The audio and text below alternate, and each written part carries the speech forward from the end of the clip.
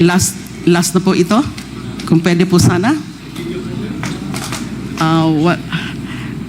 Tungkol na lang muna po sa the law, RA9851. Kasi hindi po ito masyadong alam ng karamihan. We do have a law entitled An Act Defining and Penalizing Crimes Against International Humanitarian Law, Genocide and Other Crimes Against Humanity, Organizing Jurisdiction, Designating Special Courts, and for related purposes. This was enacted in December 11, 2009. It punishes almost the same crimes mentioned in the Rome Statute, over which the ICC has jurisdiction.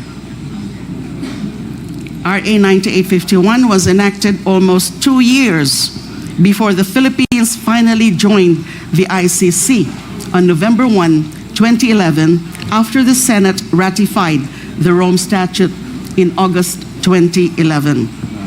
The crime of EJ case carried out by state security forces and their agents in the implementation of the war on drugs fall under the general category of other crimes against humanity under Section 6, which consists of acts committed as part of a widespread or systematic attack directed against any civilian population with knowledge of the attack. These acts include willful killing, so murder, extermination, murder, multiple murder, torture, and enforced disappearance, among others.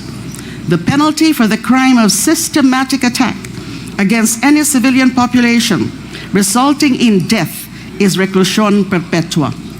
It's a non-bailable crime. According to Section 8,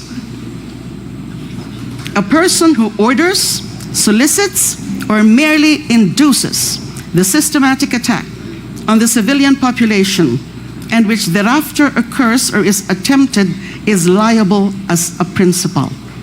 The same applies to anyone who contributes to the commission of the crime by a group of persons acting with a common purpose. Section 9 provides that official capacity as a head of state or government shall in no case exempt a person from criminal responsibility under this act, nor shall it in and of itself constitute a ground for reduction of sentence. The crimes defined and penalized under that law, their prosecution and the execution of sentences imposed on their account shall not be subject to any prescription. Pwede po silang tugusin or tugisin habang buhay.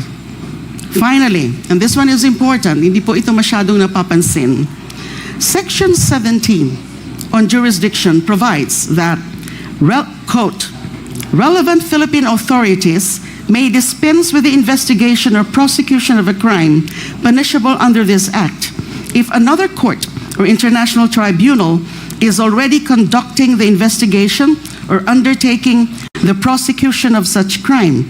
Instead, the authorities may surrender or extradite suspected or accused persons in the Philippines to the appropriate international court, if any, or to another state pursuant to the applicable extradition laws and treaties. Napakasimple po. Sa aking palagay, sa aking pagkaalam, napakasimple po ang ibig sabihin ng batas na ito. Hindi pa tayo miyembro ng ICC o ng Rome Statute, kinilala na natin ang kapangyarihan ng international bodies like the ICC na imbestigahan at litisin ang mga krimeng nasasaad sa RA9851. Hindi pa tayo miyembro ng ICC, meron na ho tayong general na pahintulot sa anumang mga international body katulad ng ICC na tugisin at litisin ang mga Pilipino na magiging kasabwat sa mga tinatawag na crimes against humanity katulad ng malawakang EJK sa ilalim ng drug war.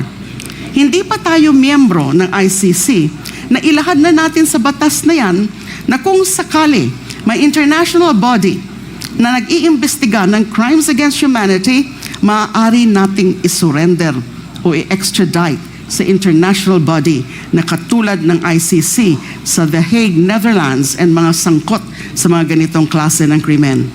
I do recognize, and I think you will agree with me, that it will be totally discretionary on the part of the Philippine authorities. Just like sa mga sa extradition po natin, na pwede natin na isurrender muna, ipaubaya muna in the requesting party, yung isang akusado na covered sa extradition treaty, pero nasa atin pa rin yon kung gagawin natin yon.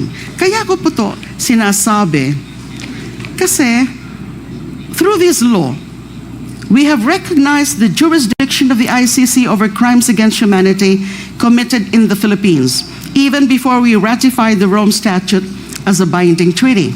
Sarili na po nating batas ang nagsasabi na kailangan natin makipag-ugnayan sa ICC kahit noong hindi pa tayo miyembro ng ICC. Lalo na noong tayo ay miyembro na. At kahit hindi na tayo miyembro ng ICC dahil sa makasariling pagkalas ni Duterte sa ICC noong 2018. Para sabihin natin na wala na tayong pakialam sa ICC, kailangan muna nating ipawalang bisa ang batas na ito. However, I respectfully submit, rather than repeal this law, we should now take steps to retract the self-serving act of Mr. Duterte to withdraw from the ICC in 2018. We must return to the fold of the ICC. We must rejoin the community of nations who have recognized the need for an international body of nations who have recognized to go after the perpetrators of the most terrible crimes against humanity, the hostis humani generis, the enemies of humankind. Mga kaaway lamang ng sangkatauhan ang takot sa pagsasanib puwersa ng mga bansa upang matigil na ang pagpatay ng walang habas sa ngalan ng Estado. But having said that, I still appreciate so much, many people appreciate so much the efforts of this Quad Committee that can very well be indeed the Truth Commission. Kaya lang tindang ho natin, yung napaka-komplikado talaga ng usapin ng war of drugs. Kadaming biktima na hindi naman natin pwedeng busisiin lahat for every individual acts of killing. Kundi, dapat anuhin natin, maganda nga yung nangyayari doon sa mga revelasyon ni Colonel Garma, na ganyan yung ginamit nilang model. At tinuturo mismo si Mr. Duterte. So ano lang siya? Supplemental, ano lang siya? It's just corroborating everything else that we know from news reports, from other information, and from yung mga nangyayari beginning in 2016.